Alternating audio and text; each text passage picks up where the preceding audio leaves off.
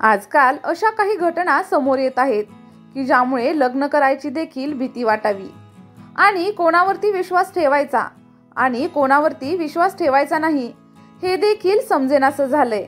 आता बघा, इंदोरचं एक जोडपं राजा आणि सोनम हे दोघंजण 20 मे 2025 रोजी हनीमूनसाठी म्हणून इंदोरहून शिलाँग मेघालयाकडे रवाना झाले। सुरुवातीला त्यांच्यामध्ये सगळं काही ठीकठाक होतं। गुवाहाटीमध्ये त्यांनी कामाख्या देवीचं दर्शन देखील घेतलं आणि 21 मे 2025 रोजी ते दोघं शिलाँगला पोहोचले। मात्र 23 तारखेनंतर त्या दोघांचा त्यांच्या कुटुंबियाशी असलेला संपर्क तुटला। काळजीमध्ये पडलेल्या घरच्यांनी त्या दोघांचा शोध घेण्यासाठी सुरुवात केली। दोघंही बेपत्ता झाल्याचं लक्षात आलं।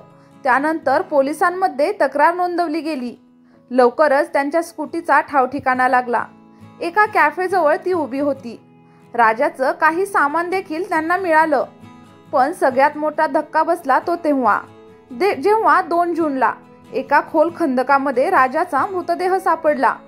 सोनम मात्र कुठेच दिसत नव्हती। सुरुवातीला घरच्या सगळ्यांना वाटलं सोनम देखील गायब झाली असावी, तिचं देखील अपहरण झालं असावं। बांगलादेशमध्ये नेली गेल्याचीही अफवा आता पसरवल्या गेल्या। तिचे फोटो आता सोशल मीडियावरती व्हायरल होऊ लागले। तिच्या सुखरूपतेसाठी प्रार्थना देखील होऊ लागली। पण खरी कथा मात्र काहीतरी वेगळीच होती। या सगळ्या प्रकरणातील स्थानिक गाईड अल्बर्ट याने सांगितलं की सोनम आणि राजासोबत आणखी 3 अनोळखी पुरुष देखील होते। ते कोण होते? मित्र, प्रवासामध्ये भेटलेले सहप्रवासी की काहीतरी वेगळंच? याचा शोध घेत असतानाच एक महत्त्वाचं असं सीसीटीव्ही फुटेज समोर आलं। त्या सीसीटीव्ही फुटेजमध्ये एक लाल रंगाची कार या दोघांचा सतत पाठलाग करत होती।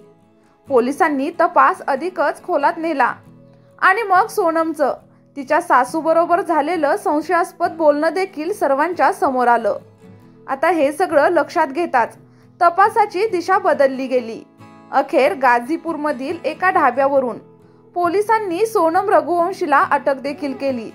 अटकेपूर्वी सोनमने घरच्यांशी संपर्क साधून सरेंडर करण्याचा विचाराचा इशारा देखील दिला होता। त्यानंतर पोलिसांनी तिला वैद्यकीय तपासणीसाठी पाठवण्यात आलं आहे। या प्रकरणामध्ये 4 जणांना अटक झाली असून त्यामधील 3 जण हे सुपारी घेत असल्याचं आणि हत्या करत असल्याचे गुन्हेगार आहेत आणि त्या लोकांनीच राजाचा जीव घेतला। पण खरा प्रश्न उभा राहतो तो म्हणजे इतक्या अल्प कालावधीतच लग्नाच्या अवघ्या काही दिवसांमध्येच असं काय घडलं असावं की सोनमने आपल्याच नवऱ्याला मारण्याचा कट रचला। 11 मे 2025 या दिवशी त्या दोघांचं लग्न झालं होतं, तेही प्रेमाने आणि दोघांच्या कुटुंबियांच्या संमतीने। त्यांनी एकत्र मिळून लग्नाचं कार्ड देखील खास तयार करून घेतलं होतं, मजेशीर कार्टून आणि प्रतिमांसह। ते दोघंजण एकमेकांवरती खूप प्रेम करत होते। मग नक्की काय झालं की जिच्यावर विश्वास ठेवून राजा तिला मंगळसूत्र घालत होता आणि तिच्याच सांगण्यावरून त्याचाच गळा कापण्यात आला? इतकं काय झालं की त्याच्यावर झाड कापायचं मशीन देखील चालवलं गेलं? ही घटना अत्यंत धक्कादायक आणि मन सुन्न करणारी आहे। पण मित्रांनो, या घटनेमधून शिकण्यासारखी एकच मोठी गोष्ट आहे। लग्न करण्यापूर्वी त्या व्यक्तीची आणि तिच्या सगळ्या पार्श्वभूमीची पूर्णपणे चौकशी करा, अन्यथा अशा भयानक परिणामांना सामोरं तर जाऊ लागू शकतं।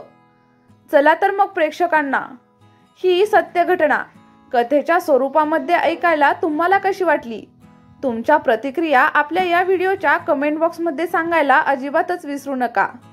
त्यासोबतच आपल्या व्हिडिओला एक लाईक देखील नक्कीच करा आणि तुम्ही जर आपल्या चॅनलवरती पहिल्यांदाच व्हिजिट करत असाल तर आपल्या चॅनलला सबस्क्राईब केल्याशिवाय अजिबात जाऊ नका आणि त्या राजाच्या आत्म्याला शांती मिळू दे अशी प्रार्थना देखील नक्कीच करा।